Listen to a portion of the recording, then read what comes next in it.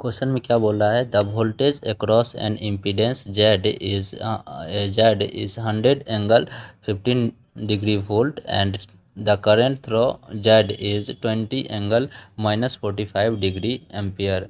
The active and reactive power is Z respectively. और यानी कि पूछ रहा है आपका करंट और वोल्टेज का वैल्यू दिया हुआ है और पूछ रहा है एक्टिव और रिएक्टिव पावर। एक्टिव पावर और रिएक्टिव पावर क्या हो जाएगा, तो चलिए हम लोग देखते हैं।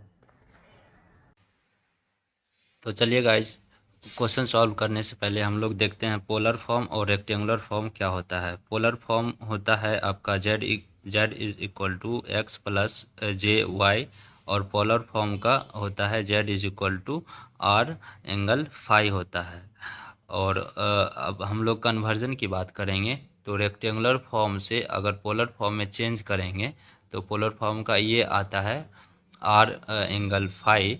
तो और आर का वैल्यू हम लोग कैसे निकालेंगे, ये आपका दिया हुआ रेक्टेंगुलर फॉर्म, इसको पोलर फॉर्म में चेंज करेंगे तो आर निकालेंगे। आर का वैल्यू आ जाएगा √अंडर x² प्लस y², ठीक है। और फाई का हो जाएगा 10 इनवर्स y/x, यानी कि इमेजिनरी अपॉन रियल। तो इमेजिनरी और रियल क्या होता है, तो देखिए अगर ये हम लोग एक्सिस की बात करेंगे तो वाई एक्सिस जो होता है उसको हम इमेजिनरी एक्सिस बोलते हैं, और एक्स एक्सिस जो होता है उसको हम रियल एक्सिस बोलते हैं।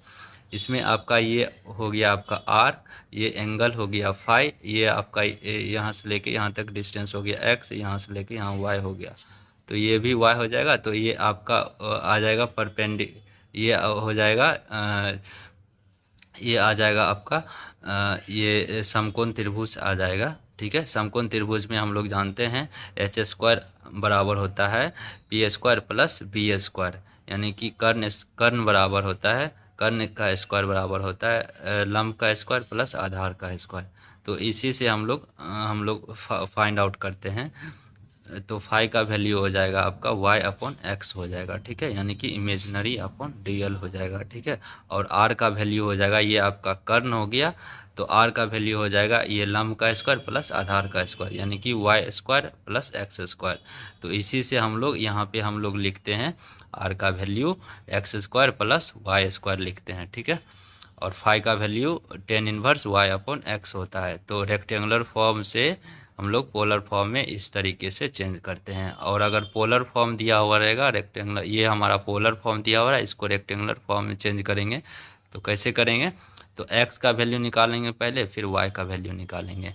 देखिए अब x का वैल्यू यहाँ पे क्या आ जाएगा, x का वैल्यू आ जाएगा r cos फाई हो जाएगा, r cos फाई हो जाएगा, और y का वैल्यू हो जाएगा हमारा r साइन, ये x का वैल्यू हो जाएगा r cos फाई और y का वैल्यू हो जाएगा r साइन फाई। तो हम लोग इसमें ग्राफ में हम लोग देखते हैं तो जो ये एंगल की ओर आता है, जो एंगल की ओर जो ये एक्सिस रहेगा x का वैल्यू आ जाएगा, ये आ जाएगा हमारा कॉस में, और इसके जो इधर का वैल्यू आ जाएगा वो हमारा आ जाएगा साइन में आ जाएगा, ठीक है। तो इस तरीके से हम लोग पोलर फॉर्म से रेक्टेंगुलर फॉर्म में चेंज करते हैं, ठीक है। तो चलिए अब हम लोग क्वेश्चन सॉल्यूशन की बात करेंगे। तो क्वेश्चन में गाइस दिया हुआ है, क्वेश्चन में क्या दिया हुआ है, वोल्टेज का वैल्यू दिया हुआ है 100 एंगल 15 डिग्री, और करंट का वैल्यू दिया हुआ है 20 एंगल -45 डिग्री, ठीक है। तो हम लोग इसको करंट का वैल्यू कॉन्जुगेट में अगर निकालेंगे तो 20, और एंगल का जो साइन आता है वो चेंज हो जाता है, तो माइनस से प्लस हो जाएगा एंगल 45 डिग्री। अब हम लोग एपरेंट पावर देखेंगे, तो एपरेंट पावर क्या होता है, VI कॉन्जुगेट होता है।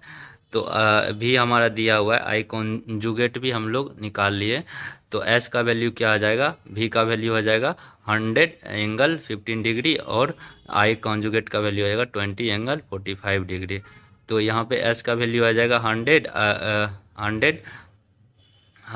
इंटू जो एंगल रहता है वो ऐड हो जाता है, एंगल क्या होगा, ऐड हो जाएगा, और ये जो वैल्यू है मैग्नीट्यूड वो मल्टीप्लाई हो जाएगा। तो इसको मल्टीप्लाई करेंगे 2000 हो जाएगा, इंटू एंगल को क्या करेंगे, ऐड करेंगे तो 60 डिग्री हो जाएगा। फिर S का वैल्यू क्या आ जाएगा हमारा, S का वैल्यू ये आ गया आपका किसके, ये आ गया आपका कौन से फॉर्म में, ये आ गया आपका पोलर फॉर्म में, ये आ जाएगा पोलर फॉर्म में, ठीक है। तो पोलर फॉर्म है, अब इसको रेक्टेंगुलर फॉर्म में चेंज करेंगे तो रेक्टेंगुलर फॉर्म का वैल्यू क्या हम लोग लिए थे, रेक्टेंगुलर का वैल्यू क्या होता है, z बराबर x प्लस आई वाई।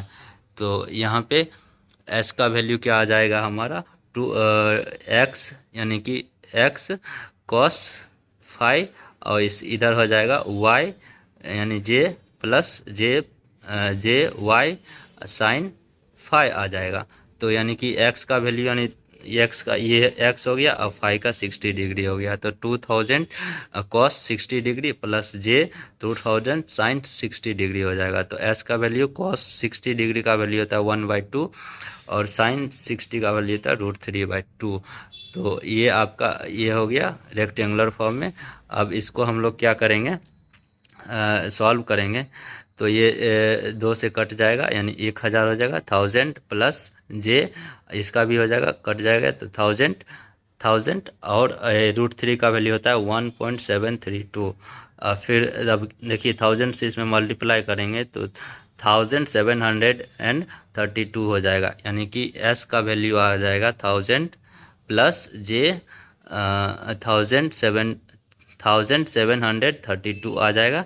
अब देखिए s किस फॉर्म में लिखा हुआ है, s is equal to P plus J Q, ये भी एक फॉर्मूला होता है जहाँ पे s हो गया आपका एपरेंट पावर और p हो गया एक्टिव पावर और q हो गया आपका रिएक्टिव पावर। इसका जो होता है आपका, इसका क्या होता है, इसका यूनिट की बात करेंगे तो VAR हो जाएगा, और एक्टिव पावर का वाट होता है और एपरेंट पावर का वोल्ट एम्पियर होता है। ये यूनिट भी बहुत इंपॉर्टेंट है, इसको याद रखना है। तो आपका क्वेश्चन में क्या पूछा था, एक्टिव पावर और रिएक्टिव पावर। तो एक्टिव पावर 1000 वाट आ जाएगा और रिएक्टिव पावर 1732 VAR हो जाएगा, ये आ जाएगा। अब यानी कि आपका ए हो जाएगा, ये आ जाएगा करेक्ट आंसर। ठीक है।